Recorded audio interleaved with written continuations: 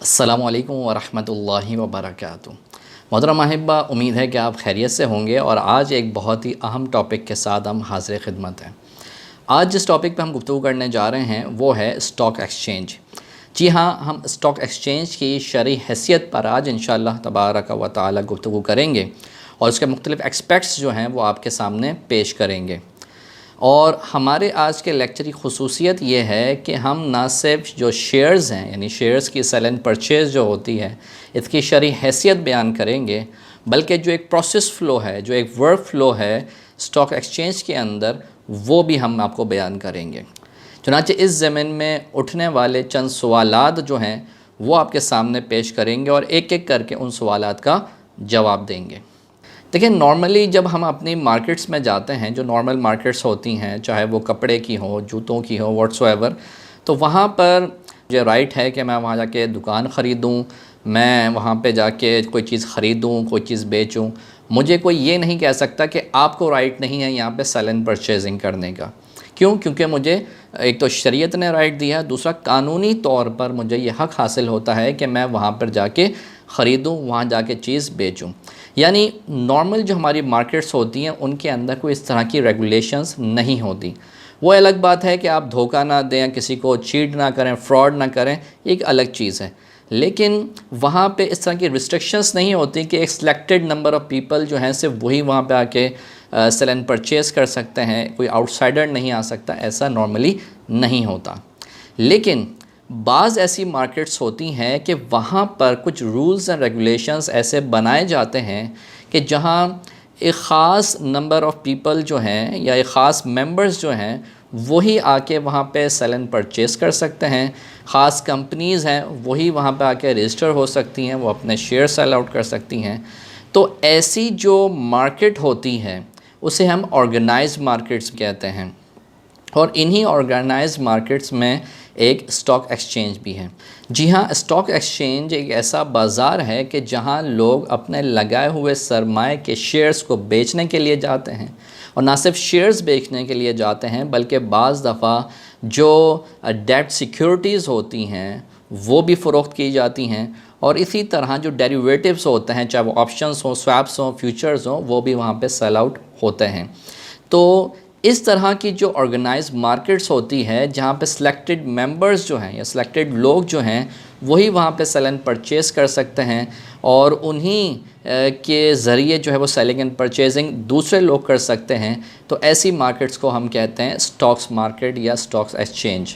اور اسی تعریف سے ہمیں یہ بات بھی معلوم ہو جاتی ہے کہ اسٹاک ایکسچینج کے اندر جس چیز کی خرید و فروخت ہوتی ہے تو یا تو وہ ایکویٹی کے شیئرز ہوں گے، سرمایہ کے شیئرز ہوں گے، یا پھر ڈیٹ سیکیورٹیز ہوں گی، یا پھر ڈیریویٹیوز ہوں گے، چاہے وہ آپشنز ہوں، سواپس ہوں، فیوچرز ہوں۔ تو ان تین طرح کی چیزیں جس ادارے میں یا جس جگہ پہ جن کی سیل اینڈ پرچیز ہوتی ہے اسے ہم اسٹاک ایکسچینج کہتے ہیں۔ یہاں ابتداً ہی ہم آپ کو یہ بات بیان کر دیتے ہیں کہ شیئرز کے علاوہ جو ادر پروڈکٹس ہیں، جیسے کہ ہم نے نام لیا ڈیریویٹیوز کا یا ڈیٹ سیکیورٹیز کا، تو ان کی سیل اینڈ پرچیز شریعہ کے نزدیک جائز نہیں ہے۔ چنانچہ ہمارا جو فوکس ہوگا وہ شیئرز کی خرید و فروخت کے حوالے سے ہوگا۔ لیکن قبل اس کے کہ ہم شیئرز کے حکم شرع کی طرف متوجہ ہوں اور اس کی شرعی اسٹیٹس جو ہے، شرعی حیثیت جو ہے وہ آپ کے سامنے پیش کریں، پہلے ہم آپ کے سامنے یہ بات رکھنا چاہیں گے کہ جو یہ اسٹاک ایکسچینج کی جو مارکیٹس ہوتی ہیں، آرگنائز مارکیٹس جو ہوتی ہیں، ان میں کون خرید و فروخت کر سکتا ہے، اور اس بات کے آنسر کے لیے ہمیں یہ سمجھنا ہوگا کہ اسٹاک ایکسچینج کا ورک فلو کیا ہے۔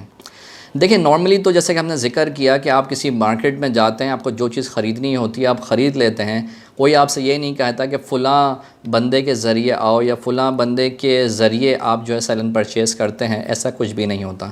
لیکن اسٹاک ایکسچینج میں ایسا ہوتا ہے۔ ہوتا کیا ہے، ذرا اس کو سمجھے گا۔ دیکھیں، فار ایگزامپل میں ایک لے مین ہوں، مجھے اتنی معلومات نہیں اور میں یہ چاہتا ہوں کہ میں شیئرز خریدوں، تو ہوگا کیا کہ میں اسٹاک ایکسچینج کے اندر انٹر ہوتا ہوں، انٹر ہونے کے بعد میں کہتا ہوں کہ بھائی مجھے شیئرز خریدنے، تو ایسے میں خود نہیں خرید سکتا کہ شیئرز پہ لوگ بیٹھے ہوئے ہوں گے اور یوں آپ خرید لیں جا کے، بھائی یہ شیئر رکھا ہوا ہے، یہ شیئر رکھا ہوا ہے، یہ شیئر رکھا ہوا ہے، ایسا نہیں ہوتا۔ ہوتا کیا ہے؟ ہوتا یہ ہے کہ پہلے تو جو آرگنائز مارکیٹس ہوتے ہیں ان کے اندر جو کمپنیز ہوتی ہیں جن کے شیئرز ہوتے ہیں وہ وہاں پہ جا کے اپنا کو رجسٹر کرواتی ہیں۔ وہ رجسٹرڈ کمپنیز ہوتی ہیں. رجسٹرڈ کمپنیز کے اپنے شیئرز ہوتے ہیں جو یہ فلوٹ کر دیتے ہیں مارکیٹ کے اندر.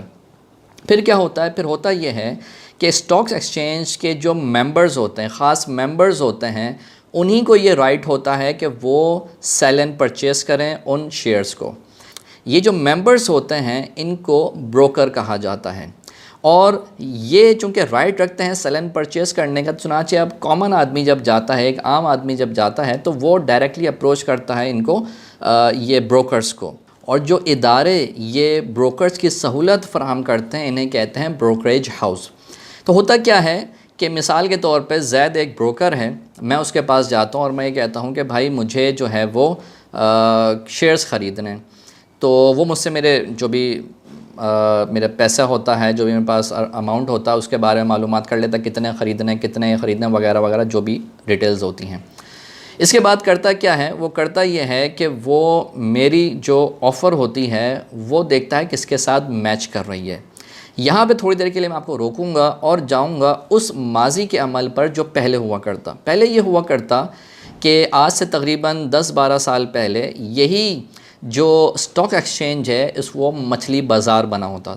ہوتا یہ کہ ایک بندہ وہ شیئرز کے ریٹ بتا رہا ہے، دوسرا بندہ وہ شیئرز کے ریٹ بتا رہا ہے، تیسرا بندہ وہ شیئرز کے، تو یوں ایک مچھلی بازار بنا ہوا کرتا. تو بس جو ریٹس آپس میں جن کے ملتے رہتے ہیں ان کا سودا ہوتا رہتا ہے. لیکن جب یہ کمپیوٹرائز کر دیا گیا اور ایک آٹومیٹڈ سسٹم جسے کراچی آٹومیٹڈ ٹریڈنگ سسٹم کہا جاتا ہے، کیٹس کہا جاتا ہے، وہ انٹروڈیوس کروا دیا گیا، تو مختلف بروکرز کو جو ہے وہ کمپیوٹرز دے دیے گئے جن کو ہم ٹرمینلز کہتے ہیں. ان ٹرمینلز کے اوپر جتنے بھی کمپنیز کے ریٹس ہوتے ہیں وہ آ رہے ہوتے ہیں. مثال کے طور پر گل احمد ہے یا اور کمپنیز ہیں، ان کے ریٹس آ رہے ہوتے ہیں کہ ان کا شیئر اتنے کا ہو گیا یا اتنے کا چل رہا ہے. تو اب جیسا مثال کے طور پر میں وہاں پر انٹر ہوتا ہوں، اس کے پاس کانٹیکٹ کرتا ہوں بروکر کو، تو بروکر میرے ریٹ کو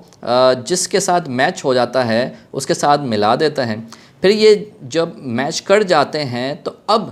کسی کو یہ اختیار نہیں ہوتا کہ وہ بیک کر جائے. اور اسی چیز کو میک شور کرنے کے لیے کہ کوئی پارٹی بیک نہ کرے، ایک انتظامیہ وہاں پر موجود ہوتی ہے، یا یوں کہہ لیجئے کہ انتظامی معاملہ دیکھنے کے لیے جو کمیٹی ہوتی ہے یا کمپنی ہوتی ہے جو اس تمام پروسیس کو سیٹلمنٹ کی طرف لے کے جاتی ہے، کہ جب ایک سیلر اور ایک پرچیزر ملتے ہیں اور دونوں اپنی آفر ایکسیپٹنس کو پیش کرتے ہیں، تو ان کی جو ٹرانزیکشن ہوتی ہے یا جو ان کا معاملہ ہوتا ہے اس کو سیٹل کرانے کے لیے، سیٹلمنٹ کے لیے ایک کمپنی ہوتی ہے جسے ہم نیشنل کلیئرنگ کمپنی کہتے ہیں. اس کمپنی کی ذمہ داری ہوتی ہے کہ دونوں فریق کو باؤنڈ کرتی ہے کہ یہ جو ہے اپنے شیئرز ان کو دے دیں، ٹرانسفر ہو جائے، اور یہ جو ہے اس کے پیسے ان کو دے دیں. اور اس میں نارملی کچھ ٹائم لگ جاتا ہے، کیونکہ جب سیٹلمنٹ ہوتی ہے تو پہلے کے دور میں چونکہ سارا یہ کتابت کے ذریعے، لکھت پڑھت کے ذریعے کام ہوتا تھا تو بہت ٹائم کنزیومنگ ہوتا تھا. بعض دفعہ جس دن ٹرانزیکشن ہو رہی ہے اس کے علاوہ، یعنی سودا جس دن ہو رہا ہے اس کے علاوہ بعض دفعہ 10 20 دن لگ جایا کرتے. لیکن کمپیوٹرائز دور آنے کے بعد یہ جلدی ہونے لگ گیا. چنانچہ جس دن ٹرانزیکشن ہوتی ہے اس کے 4 دن بعد، 5 دن بعد، 6 دن بعد، جیسے کہ ٹرانزیکشن اگر منڈے کو ہو رہی ہے تو اس کے 4 دن بعد یا 5 دن بعد جو ہے وہ سیٹلمنٹ ہو جاتی، اور وہ جو ڈیلیوری ہے وہ دونوں کے پاس ہو جاتی.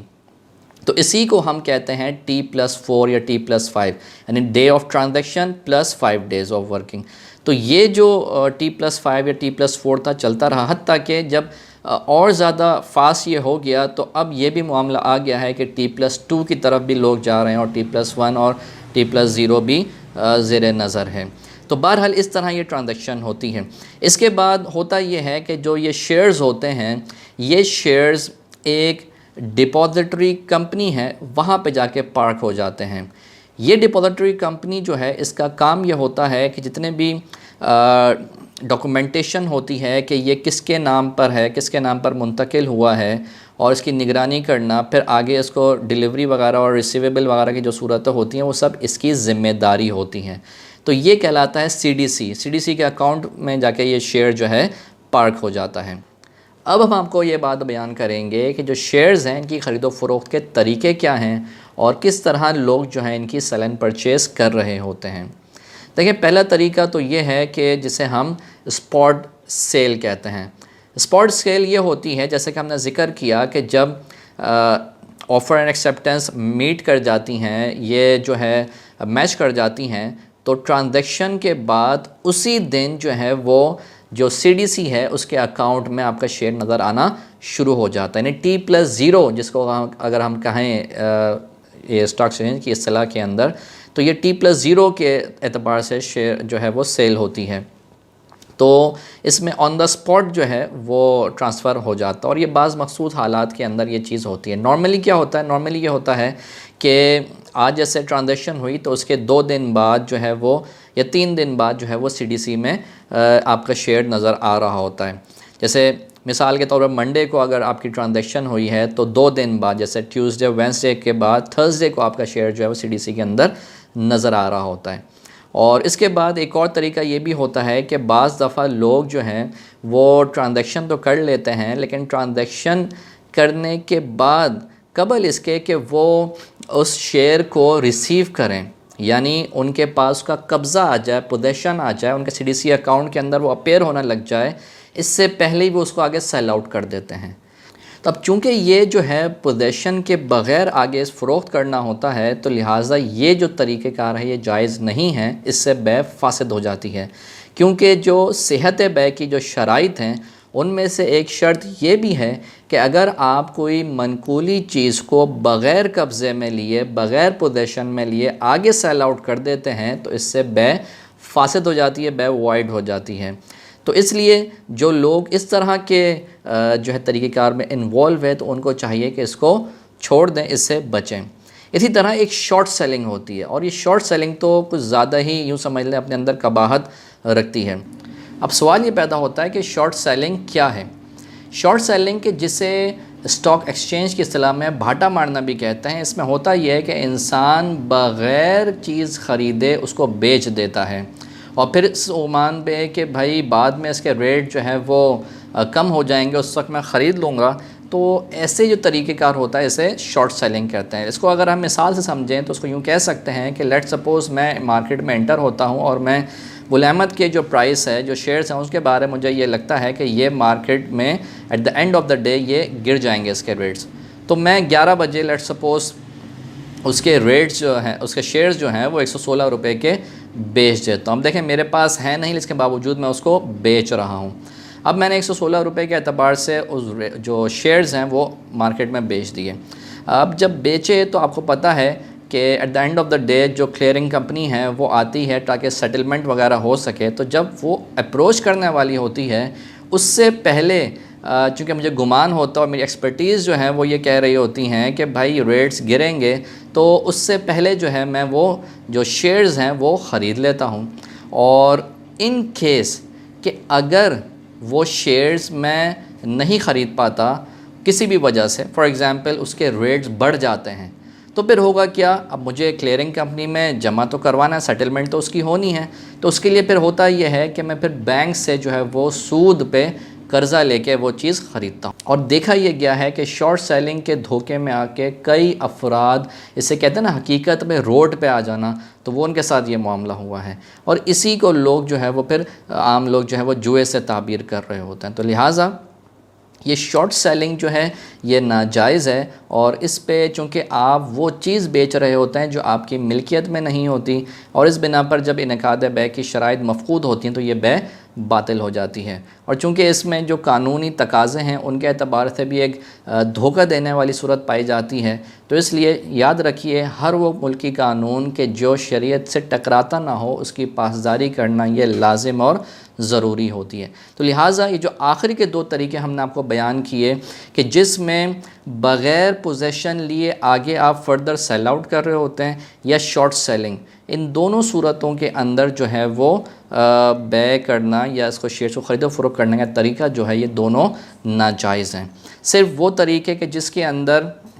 شیئرز جو ہیں وہ آپ خریدتے ہیں، خریدنے کے بعد آپ کے پوزیشن میں آتے ہیں، اور پوزیشن میں آنے کے بعد فردر آپ سیل آؤٹ کرتے ہیں، تو یہ 2 طریقے جو ہیں ویلڈ ہیں. ان کے ذریعے شیئرز کے کاروبار کچھ شرائط کے ساتھ جائز ہیں. اب سوال یہ پیدا ہوتا ہے کہ وہ شرائط کیا ہیں، تو وہ اب ہم آپ کو ذکر کرتے ہیں. دیکھیں شیئرز کے بارے میں مختلف علماء کی مختلف رائے ہیں. بعض علماء تو یہ کہتے ہیں کہ سرے سے یہ شیئر کا کاروبار ہی ناجائز ہے.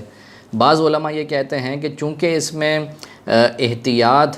بہت زیادہ ہے اور رسک کے پہلو کافی زیادہ ہیں، تو لہٰذا اس سے اجتناب کرنا ہی بہتر ہے۔ اس کے برخلاف کہ وہ گروہ علماء کہ جو فائنینشیل معاملات میں کافی زیادہ ہے اور فقہ المعاملات میں کافی زیادہ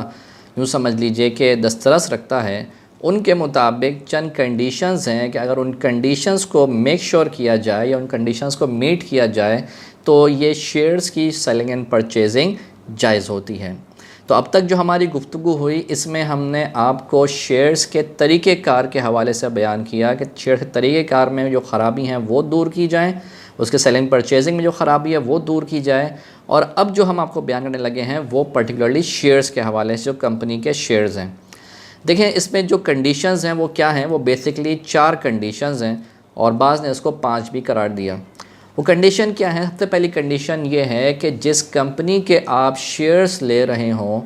وہ کمپنی حلال کام کرتی ہو۔ چنانچہ اگر ایسی کمپنی ہے کہ جو حرام ایکٹیویٹیز میں انوالو ہو یا جس کا بیسک کام ہی جو ہے وہ حرام میں اشیاء کی تیاری ہو، فار ایگزامپل کوئی سودی ادارہ ہے جو سود لینا دینا اس کا کام ہے، یا کوئی اس طرح جو کنونشنل انشورنس کمپنیز ہیں اس کے شیئرز ہوں، یا اسی طرح کوئی ایسی کمپنی ہے جو شراب بناتی ہے یا جو سور کے گوشت ہے وہ بناتی ہے، اس کے جو پروڈکٹس ہیں وہ تیار کرتی ہے۔ الغرض اگر کوئی ایسی کمپنی ہے کہ جس میں جو پروڈکٹس ہیں وہ حرام پروڈکٹس ہیں تو اس کے شیئرز لینا تو کسی صورت میں جائز نہیں ہے، کیونکہ یاد رکھیے شیئرز لینے کا مطلب یہ ہے کہ اب آپ ان کے کاروبار میں شریک ہو گئے، گویا کہ وہ کاروبار کریں یا آپ کاروبار کریں، آپ دونوں مساوی حیثیت رکھتے ہیں۔ چنانچہ وہ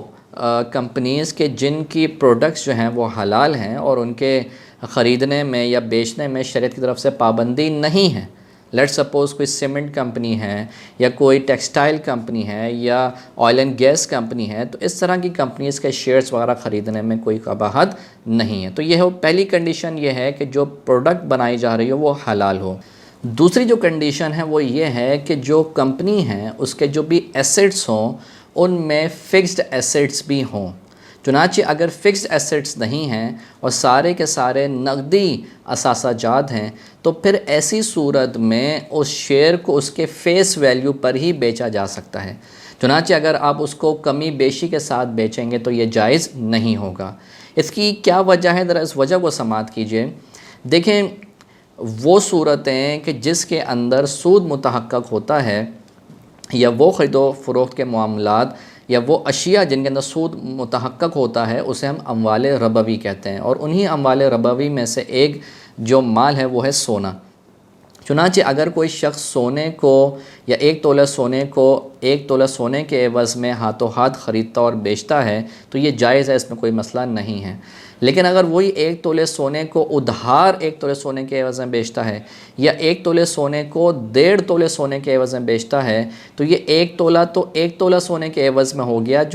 جو اضافی آدھا تولہ ہے وہ سود شمار ہوگا۔ کیوں؟ کیونکہ یہ اموال ربوی ہیں۔ اسی طرح پیسوں کا معاملہ ہے کہ ایک گروہ علماء کا یہ نظریہ ہے کہ اگر آپ 100 روپے کو 100 روپے کے عوض میں خریدیں گے بیچیں گے تو یہ جائز ہے، لیکن اگر آپ 100 روپے کو 110 روپے کے بدلے میں یا 100 روپے کو 101 روپے کے بدلے میں خریدیں گے بیچیں گے یہ جائز نہیں ہوتا۔ تو اسی طرح جب نقدی اثاثہ جات ہوتے ہیں فقط اور اس کے آپ شیئرز جاری کرتے ہیں تو اس کا مطلب یہ ہوتا ہے کہ جو شیئر ہے وہ ایک خاص پیسوں کے بدلے میں یا خاص پیسوں کی حد کی نمائندگی کر رہا ہے۔ چنانچہ اگر یہ 100 روپے کا ہے تو وہ 100 روپے کو وہاں پہ ریپریزینٹ کر رہا ہوگا۔ اگر اس 100 روپے کو آپ 110 روپے کے بدلے میں بیچیں گے یا اس 100 روپے کو آپ 99 روپے کے بدلے میں بیچیں گے تو یہ سود متحقق ہو جائے گا۔ تو لہٰذا اب اس ایشو کو کس طرح ریزولو کیا جائے تو اس کے لیے فقہاء کرام نے جو صرف محلی مسئلہ ہے یا جسے مسئلہ منطقہ مفددہ بھی کہا جاتا ہے وہ یہ ہے کہ اگر ایک سونے کا سیٹ ہو، لیٹ سپوز وہ 1 تولے کا ہے اور دوسرا جو ہے وہ بھی 1 تولے کا ہے، اب ان دونوں کو اگر ہم خریدتے بیچتے ہیں تو ان میں برابر ہونا اور ہاتھوں ہاتھ ہونا لازم اور ضروری ہے۔ لیکن اگر ہم اس طرح بیچیں کہ ایک طرف جو ہے وہ 1 تولہ ہو اور دوسری طرف جو ہے وہ 1.5 تولہ ہو تو یہ جائز نہیں ہے۔ لیکن اگر ہم اس 1 تولے کے ساتھ ایک موتی یا چند موتی بھی شامل کر لیں تو ہوگا کیا؟ ہوگا یہ کہ جب اب ہم ان کی خرید و فروخت کریں گے تو یہ جائز ہوگی۔ اس کی وجہ کیا ہے؟ اس کی وجہ یہ ہے کہ 1 تولہ تو 1 تولے کے عوض میں ہو گیا، اور جو اضافی آدھا تولہ ہے وہ ان موتیوں کے بدلے میں ہو گیا۔ تو اس طرح پہ سود متحقق نہیں ہوگا، اور اسی مسئلے کو منطقۂ مفددہ کے اصطلاح کے ساتھ کتب فقہ کے اندر یاد کیا جاتا ہے۔ تو اسی لیے فقہاء کرام یہ ارشاد فرماتے ہیں کہ اگر صرف نقدی اثاثہ جات ہیں، فکسڈ ایسٹس نہیں ہیں، تو ایسی صورت میں جو بھی شیئر ہوگا اس کو اس کی فیس ویلیو پر ہی بیچنا لازم اور ضروری ہوگا، اس میں آپ کمی بیشی نہیں کر سکتے۔ لیکن اگر بالفرض ایسا ہے کہ فکس ایسٹس بھی ہیں، فکس ایسٹ کی بھی ایک تعداد ہے، اور ساتھ میں جو ہے وہ نقدی اثاثہ جات بھی ہیں، اور اس پھر آپ شیئر کو اس کے فیس ویلیو سے بڑھ کر بھی اگر آپ بیچتے ہیں تو یہ جائز ہے۔ اس کی وجہ یہ ہوگی کہ جو نقدی اثاثہ جات ہیں اس کے مقابلے میں وہ جو فیس ویلیو کی رقم ہے وہ آ گئی، اور پھر جو اضافہ ہوگا وہ ان فکس ایسٹ کے مقابلے میں آ جائے گا۔ تو خلاصہ کلام یہ ہوا کہ اگر شیئرز کی خرید و فروخت کی جا رہی ہے تو اس کمپنی کے اگر صرف نقدی اثاثہ جات ہیں، فکسڈ ایسٹس نہیں ہیں، تو ان شیئرز کو صرف ان کی فیس ویلیو پر ہی بیچا جائے گا۔ لیکن اگر اس کمپنی کے نقدی اثاثہ جات کے ساتھ ساتھ کچھ فکس ایسٹس بھی ہیں، اور تو ایسی صورت میں اس کو اس فیس ویلیو کے بجائے اس سے زیادہ میں بھی بیچا جا سکتا ہے۔ تو یہ دوسری شرط ہو گئی۔ اب ہے تیسری کنڈیشن، لیکن تیسری کنڈیشن کو سمجھنے سے پہلے ذرا ایک بات سمجھیے گا کہ دیکھیں اس طرح کی کمپنی ملنا کہ جس میں 100% شریعہ کمپلائنٹ ہو، اور اس کے جو انویسٹمنٹ ہے وہ بھی سب کے سب اسلامک وے میں انویسٹمنٹ ہوئی بھی ہو، اور کنونشنل بینک سے اس کا کوئی لینا دینا نہ ہو، نارملی یہ مثل اونکا ہے، یعنی ایسی چیز ایگزسٹ نہیں کرتی، ایسی کمپنی ایگزسٹ نہیں کرتی۔ یعنی کمپنیز ایسی ہوتی ہیں ان میں کچھ نہ کچھ حصہ ان کا کنونشنل بینک سے ان کا لنک ہوتا ہے، یا تو بعض دفعہ قرضہ لیا ہوا ہوتا ہے سود پر، یا پھر قرضہ دیا ہوا ہوتا ہے، سیونگ اکاؤنٹس کی بھی ہوتے ہیں، اور سیونگ اکاؤنٹس میں جو ہے ان کو پروفٹ مل رہا ہوتا ہے۔ تو اب ایسی صورت میں جب کوئی اور وے آؤٹ نہیں ہے تو علماء اسلام نے، جو معاصرین علماء ہیں، تو انہوں نے یہ ارشاد فرمایا کہ اگر کوئی کمپنی ایسی ہے جس کا اپنا سرمایہ زیادہ ہے، اور جو کنونشنل بینک سے اس نے قرض لیا ہوا ہے یا کنونشنل بینک سے لون لیا ہوا ہے وہ کم ہے، یعنی اکثر جو ہے غالب جو ہے اس کا اپنا سرمایہ ہے، اور کنونشنل بینک سے جو لون لیا ہوا ہے وہ کم ہے، جس کو بعض علماء نے 60-40% ریشیو سے کہا، اور بعض نے 70-30 سے کہا، یعنی 70% اس کا اپنا سرمایہ ہو، 30% اس نے قرض لیا ہوا ہو۔ تو ایسی کنڈیشن میں اگر کوئی کمپنی ہے جس کو ہم 2/3 کہہ سکتے ہیں کہ 2/3 اس کا اپنا سرمایہ ہو، 1/3 جو ہے اس نے سودی بینک سے لیا ہوا ہو، تو اس کے ساتھ بھی معاملات کیے جا سکتے ہیں، بشرط یہ کہ گریجولی یہ اپنا جو بھی قرضے کا معاملہ ہے وہ کنونشنل بینک سے ختم کر کے اسلامک بینک کی طرف لے کے جائیں۔ تو تیسری کنڈیشن کیا ہے؟ تیسری کنڈیشن یہ ہے کہ جو بھی کمپنی ہو اس کا جو بھی سرمایہ ہو، ایکویٹی ہو، اس میں اکثر یا غالب حصہ جو ہے اس کا اپنا ہو، اور اگر کنونشنل بینک سے لیا ہے تو وہ قلیل ہو۔ تو چونکہ قاعدہ ہے قلیل کالمعدوم، تو اس تناظر کے تحت علماء نے یہ بات ارشاد فرمائی کہ اگر 60-40 کا بھی ریشیو، یعنی 40% تک اجازت دی ہے، 40% سے زیادہ نہیں ہونا چاہیے۔ چنانچہ بعض علماء نے اس کو صرف 70-30% تک ہی رکھا ہے کہ 30% جو ہے وہ جو سودی ادارے ہیں وہاں سے قرضہ لیا ہوا ہو، اور 70% اس کا اپنا سرمایہ ہو۔ تو ایسی صورت میں اگر کمپنی ہے اور وہ اپنے شیئرز جاری کرتی ہے تو اس کمپنی کے شیئرز لیے جا سکتے ہیں، بشرط یہ کہ جو کمپنی ہو وہ گریجولی اسلامک بینک کی طرف منتقل ہو رہی ہو، اور اپنے قرضوں کو جو ہے وہ اسلامک بینک کی طرف لے کے جا رہی ہو۔ چوتھی جو کنڈیشن ہے وہ یہ ہے کہ بعض دفعہ ایسی کمپنیز جو ہیں وہ اپنا جو بھی سرپلس اماؤنٹ وغیرہ ہوتا ہے وہ کنونشنل بینکس میں رکھوا دیتی ہیں۔ تو کنونشنل بینکس میں رکھوا دیتی ہیں تو ظاہر سی بات ہے جب ان کے ڈیویڈنڈس ملیں گے، جو اس پہ پروفٹ ملے گا شیئرز پہ، تو وہ جائز نہیں ہوگا۔ تو ایسی صورت میں اگر وہ کمپنی ہے، اس کی جو اینول بیلنس شیٹ آئے گی اس میں دیکھیں کہ اگر اس کے جو پروفٹ ہے اس میں 5% سے کم، یعنی 5% کی حد تک اگر اس کا جو پروفٹ ہے وہ کنونشنل بینک سے سود کی صورت میں آ رہا ہے، تو اس کمپنی کے شیئرز لیے جا سکتے ہیں 5% سے زیادہ اگر اس کا پروفٹ جو ہے وہ کنونشنل بینک سے آ رہا ہے تو اس کے شیئرز نہیں لیے جا سکتے، پرووائڈڈ دیٹ کہ جو 5% کی رعایت دی گئی ہے اس کے بارے میں شرعی حکم یہ بھی ہے کہ جب ڈویڈنڈ ملے تو جو بھی اس کو پروفٹ بنتا ہو اس میں سے 5% یا جتنا پرسنٹ بھی کمپنی نے سودی بینک سے سود لیا اس کو وہ بغیر ثواب کی نیت سے صدقہ کر دے۔ صحیح، لیٹ سپوز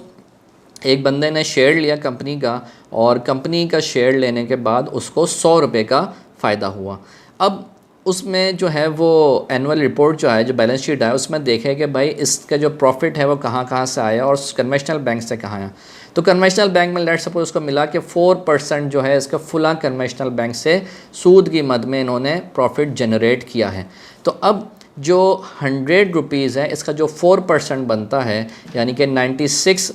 کے علاوہ جو 4 روپے بنتے ہیں، تو اس 4 روپے کو اس کو بغیر ثواب کی نیت سے صدقہ کرنا ہوگا۔ لیکن اور معاصرین فقہاء کرام اس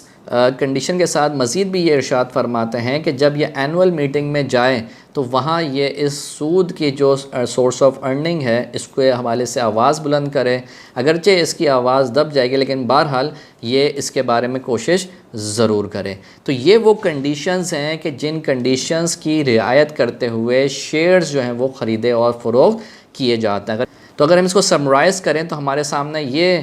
میپ آتا ہے کہ نمبر 1، کمپنی کے جو پروڈکٹس ہیں وہ پیورلی حلال ہونی چاہیے۔ نمبر 2، کہ اگر کمپنی کے کچھ ایسٹس فکسڈ ایسٹس ہیں تو پھر آپ اس کے شیئرز کو فیس ویلیو زیادہ کے بھی اوپر بیچ سکتے ہیں، لیکن اگر ٹوٹل نقدی اثاثہ جات ہیں تو فیس ویلیو کے برابر ہی بیچ سکتے ہیں، کمی بیشی جائز نہیں ہوگی۔ نمبر 3 یہ کہ جو بھی کمپنی کا سرمایہ ہے تو اس میں جو اکثر حصہ ہے وہ اس کا اپنا ہو، قرض لیا وہ حصہ جو ہے وہ اقل ہونا چاہیے، کم ہونا چاہیے۔ اور نمبر 4 یہ ہے کہ جو بھی کمپنی کا جو پروفٹ جنریٹ ہو رہا ہو اس پروفٹ میں اگر 5% کی حد تک سودی آ رہا ہے یا غیر شرعی طریقے سے آ رہا ہے تو پھر اس کمپنی کے شیئرز لینے کی اجازت ہوگی۔ 5% سے ایکسیڈ کرے گا تو اجازت نہیں ہوگی، پرووائڈڈ دیٹ کہ جو 5% یا سے کم جو بھی غیر شرعی پروفٹ آ رہا ہے اس کو بغیر ثواب کی نیت سے